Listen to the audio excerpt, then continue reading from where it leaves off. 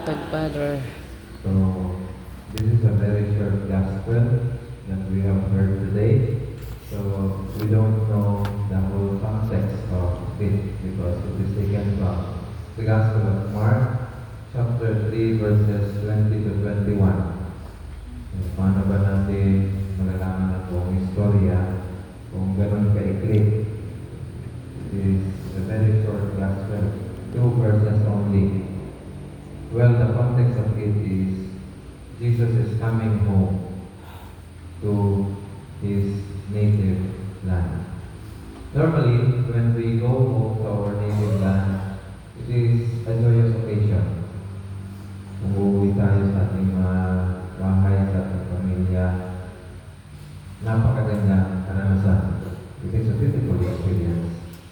Yet, on the contrary, ang pag-uwi ni Jesus, hindi ganon ang naging experience niya. If we are going to listen to the gospel, hindi malugod ang pagtanggap ng mga tao sa Kanya.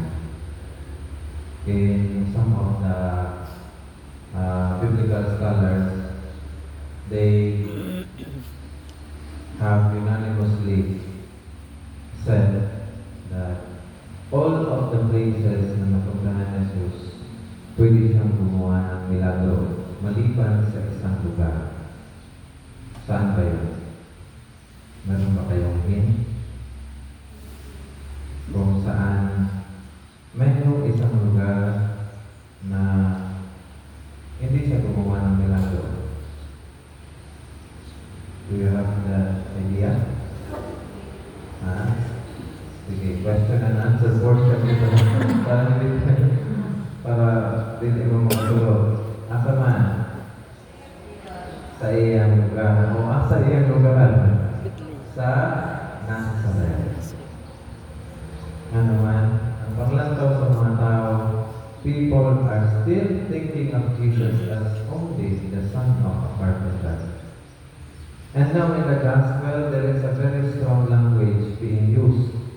Kung ating pakikinggan, when his relatives heard of this, yung pag-uwi ni Jesus, they set out to seize him. For they said, he is out of his mind. Napakasakit, no? Ang bungad na welcome address ng mga tao sa iyo, yung kapareho ng lugar, kababayan mo, na mawawalan ka ng pag-iisip. Jesus came with his disciples into the house. Again, the crowd gathered, making it impossible for them even to eat. When his relatives heard of this, they set out to seize him, for they said, he is out of his mind. At the presentation in the temple, the old Simeon, naalala niyo si Simeon, yung propeta, he prophesied already this. Sabi niya, behold, this child is destined to the fall and rise of many in Israel, and to be a sign that will be contradicted. You can find this in the Gospel of Luke, chapter 2, verse 34. This has been proven many times in the life of Jesus, especially during his public ministry. May mga tumanggap kay Jesus na may mga hindi. Usually, yung mga hindi tumanggap sa Kanya, galing pa talaga sa Kanyang sariling bayan, ang bayan Nazareth. That is why walang milagro na nangyari yung sa bayan niya. He was at the same time loved and hated, admired and ridiculed, welcomed and rejected, obeyed and defied. The gospel today illustrates this. In 2 short verses, the contradiction is perceivable. He goes home to his own family. It is expected to be a joyful reunion. Yet, his relatives, yung mga kamag-anak kanya, set out to seize him, for they said he is out of his mind. They are not thrilled. Hindi sila masaya. Hindi sila excited na umuwi si Jesus. They even want to hide him from the people, for they believe he is manifesting an abnormal behavior. He is out of his mind. There are reasons for this perception in the relatives of Jesus. First, because he is acting strange. Kaya gano'n na lang yung kanilang pakikisalamuha kay Jesus. On account of so many people coming to him, he has barely no time for himself, even to eat. Second, because in his teachings comes into conflict with the Pharisees and the scribes. Normally, kung ikaw ay nabuhay sa panahon ni Jesus, you don't want to have conflict with the hierarchy. And yun yung mga Pariseo, they are teachers of the law, and at the same time, high-ranking in the society.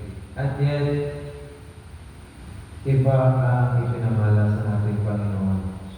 His teaching is contradicting, half in conflict with the teachings of the scribes, the Pharisees.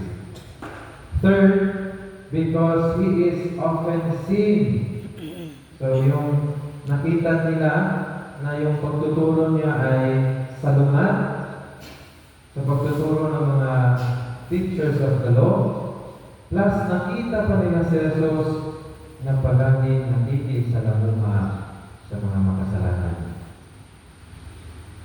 Normally, ang mga tao, because ang mga Pariseo ay, they are so particular with the purification law. Makikita niyo sa misa na nadalangan natin yung tradisyon na yan. Yung pare maghuhugas ng kamay. Diba? Part yan sa purification law ng mga Hudyo na inadap ng simbahan. They are so particular with the purification law. Dapat malinis sila palagi. Paano ka magiging malinis o ikaw ay nakikipagsalamuha sa mga makasalanan, marurumi, mga taong itinakwil ng lipunan, mga taong mahugaw sa katilingban. Kunya ining mga tauhan ng mahugaw, mopod niya ang mga taong nakanunay ng uyog ni Jesus. That is why makaimot ang mga tao dili na nato ni tanto sa Jesus kay he is out of his mind. And finally, because some scribes who had come from Jerusalem are spreading the story that he is possessed by Beelzebul, and by the prince of demons he drives out demons. So meron ng mga marites na may mga naglipa gikan sa Nazareth is another town, tapos medyo ang sentro is Jerusalem. Gikan sa sentro, ibuhatan ng istorya sa Jesus na siya kampon ni Beelzebul. Grabe, no? Grabe ang pagkandahod sa mga tao ngadto kaniya. When someone is already doing a lot of things, marvelous things, daghan po yun ay namubira nimo. This is the reality of life.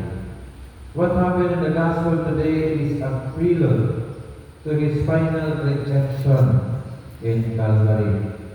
So, dili na nato na-expect na maayo ang mga tao, dawat siya sa mga tao.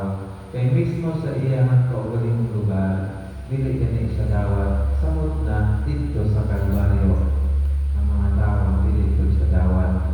As St. John said in the prologue of his gospel, he came to what was his own, but his own people did not accept him. However, on the contrary, unsa ang emosyon ni Jesus? Kaya kung ato siya ang emosyon sa mga tao, moto siya ang gibuhat sa mga tao. Unsa ang gibuhat karon ni Jesus? Well, simple as this. Jesus is unaffected to what they were trying to say, to what are their perceptions.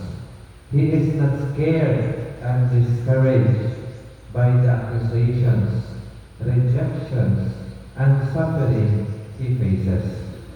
His overriding concern is the fulfillment of his mission, which is the will of God. Hindi siya nadala. Tayo minsan sa ating pag-mission, when we are on our apostolate and ministry, some things that will drag us down, madadala tayo. Pero sa Jesus, klaro-klaro sa Kanya, yung Kanyang mission. Mauuna, seek ye first the kingdom of God, the will of God.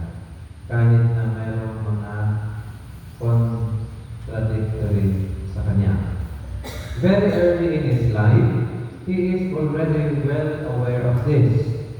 When Joseph and Mary found him in the temple, he asked them, "Why were you looking for me? Did you not know that I must be in my Father's house?" So, klaro-klaro sa Kanya, kahit maliit pa siyang bata, kailangan mauna palagi yung will of the Father. So, my dear sisters, this is the challenge for all of us in our gospel for today. Following Jesus is never an easy journey. So, gaya ng na-experience na Jesus na rejection, we will also be rejected. But this time, this rejection doesn't happen sa labas, mismo sa ating mga fellow sisters will reject us. Hindi tayo matanggap. But the question is, surrender na ba tayo? Because others will reject us. The stone which the builders rejected has become the cornerstone of the church. Even our Lord Jesus Christ have experienced a lot of rejection. Pero that doesn't deter him. That doesn't stop him for his mission. As Jesus was rejected by his own people, we will also face the same rejection by our own people. This time, these people is our own community. So I was telling when those sisters who happened to confess to me the sacrament of reconciliation yesterday, marami talaga. So rejection and even betrayal doesn't happen to a complete stranger. Betrayal happens with your friends. Gaya ni Jesus, hindi naman siya trinidor ng mga taong hindi niya kakilala. Ang mismo ng trinidor ng Jesus ay yung mga taong malapit pa sa kanyang puso. Hindi lang si Judas. Silang lahat ay ng Judas ng Jesus. Ngunit, napanatili pa rin ni Jesus yung kanyang pagmamahal para sa kanyang mga ginagawa. After all, no disciple is above his teacher, no slave above his master. We expect some amount of backlash from people when we faithfully proclaim the truths of the gospel. But despite all this, we are confident that Jesus is with us all the time. He never abandons us in our trials and sufferings on the account of His gospel. Kaya ng ating pinakamamahal na founder, our seraphic Father Francis. He has been to many trials and sufferings. He has abandoned everything for the Lord. And when you abandon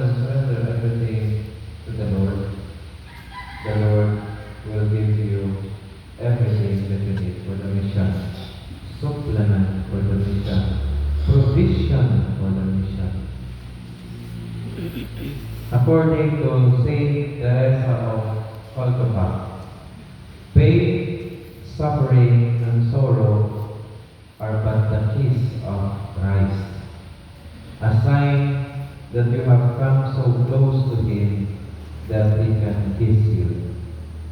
So, my dear friends, if today, at this very moment, at this very situation you are now, you are suffering,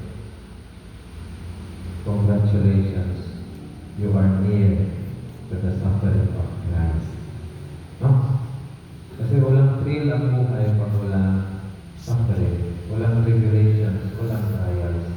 At yung iba nga, when I was visiting and administering anointing of the sick, no? So, sinabi nila, may isang pasyente, sinabi niya, Padre, kumusta ka na? Siyempre, kinumusta ko. Kung kumusta naman ka, Padre, okay lang. Dawat na lang po akong sitwasyon. Nagkasakit na ka. Dawat na lang po akong sitwasyon. O kining akong pag-antos, akong ihalad na sa Diyos.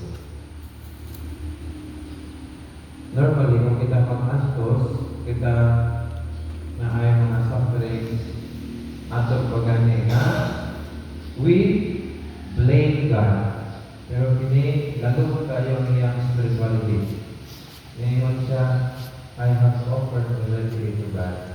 And some patients will say, Padre, dawat na na po kami akong pag-antos, akong gihalad ni sa Diyos para sa mga kaparian. Pero di magbinog ang mga parian eh. Gihalaran na doon sila. Pag-antos. No? So, at the same time, pwede na itong ihalad at ang mga pag-antos. Lord, accept my suffering as part of your suffering on the cross. No? Na dili sa tanang atong religious na pinabuhi, puro kalipay. Dapat na yung mga pag-antos.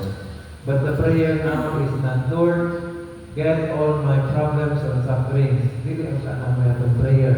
Ang atong prayer sa kanunay, Lord, even if I am in the midst of trials and sufferings, do not take away those problems and sufferings, but just give me a stronger shoulder to carry my crosses. Noon pa mga igsoon, tagaan ka sa Diyos, o mas likon na abaga nga mupasan sa atong mga krus. Usahay kining atong mga krus na ni say namong. They have faces. Atong mga community members muna atong mga krus. Ato ang apostolate, ato ang ministry. At ang question sa Ginoo kaya na imong pasanan sila. They are not heavy. They are your sisters. No? So sa mga, they are not heavy, they are my brothers. So may suon, as a way of conclusion, this is the reality of following the Lord. There will be a lot of contradictions. There will be a lot of rejections. But if we are steadfast in our prayer to the Lord, and steadfast in our commitment to the Lord, we can surpass all this by the grace of God.